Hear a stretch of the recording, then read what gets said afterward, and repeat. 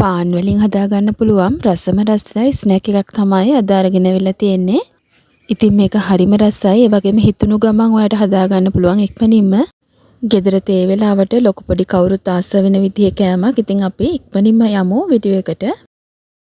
මුලින්ම අපි ෆිලින් එක හදාගන්න ඕන. ඒකට මේ විදිහට පෑන් එකක් මල්ලිපුර තියලා තෙල් මේස හැඳි එකමාරක් විතර එකතු කරගන්නවා. තෙල් ටික රත් වෙනකොට ඉඟුරු සුදු ලුණු ඒ වගේම කුරුඳු එකතු කරගෙන මේ විදිහට රන්වන් පාට වෙනකම් බෙද ගන්නවා. ඊළඟට චූටියට වෙන කපාගත්ත රම්පේ කරපිංච ටිකක් එකතු කරගන්නවා. ඒත් එක්කම මම බීලුණු එකතු කරගන්නවා. ඒ වගේම නයි මිරිස් කටලක් එකතු කරගත්තා. ඔයාට අමු මිරිස් උනත් එකතු කරගන්න පුළුවන්. ඊළඟට සාමාන්‍ය ගෙදර විනාඩියක් විතර මේ ටික හොඳින් ටෙම්පරාදු කරගමු. ඊළඟට කහ කුඩු තේ හැඳි භාගයක් 3-5 කුඩු තේ හැඳි එකමාරක් විතර එකතු කරගෙන ඔයාගේ රස අනුව ලුණු ටිකකුත් එකතු කරගෙන මේ විදිහට හොඳට කවලම් කරගන්න. මේ ටික හොඳින් කවලම් කරාට පස්සේ මම තඹගත්ත මධ්‍යම ප්‍රමාණයේ අලගිරි දෙකක් මේ විදිහට පොඩි කරලා එකතු කරනවා.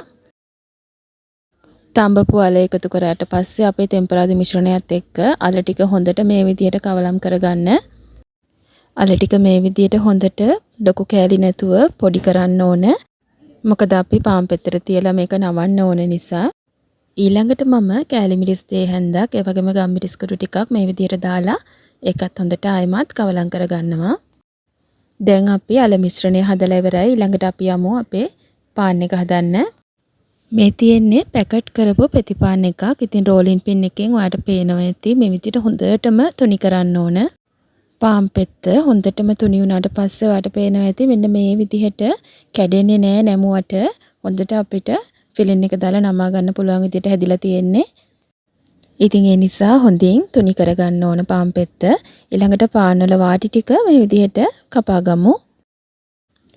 මේ විදිහට පාන් පෙත්ත දෙකක් එකට තියලා තුනි කරන්නත් පුළුවන්. එතකොටත් මේ විදිහට හදා ගන්න පුළුවන් පාන් එක. පාන් තුනි කරලා ඉවරුනට පස්සේ මේ විදිහට බෝල් එකකට බිත්තරයක් දාගෙන හොඳට මේ විදිහට බියරුප්පකින් ගසා ගමු.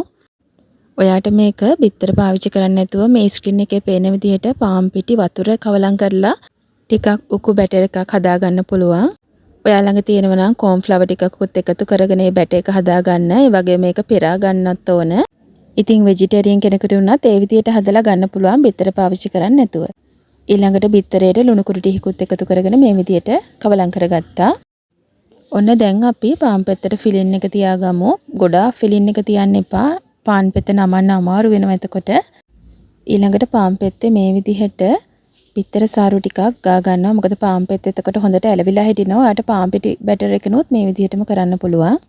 ඊළඟට පරිස්සමේ මේ විදිහට නමා ගමු. මම මේක නවාගන්නේ ත්‍රිකෝණ හැඩයට. ඔයාට දිග හැඩයට උනත් කොටු හැඩයට උනත් නවා ගන්න පුළුවන්. ඊළඟට මෙන්න මෙතනදී ගෑරුප්පුවෙන් මේ විදිහට ෂේප් එක හදා ගන්නකොට ගෑරුප්පුවේ උඩ පාන් එකට වැදෙන්නේ නැතුව යන්න ඔයා පරිස්සමෙන් මේ විදිහට ප්‍රෙස් කරන්න. ඔන්න තියෙනවා අපි හදාගත්ත පාන් එක.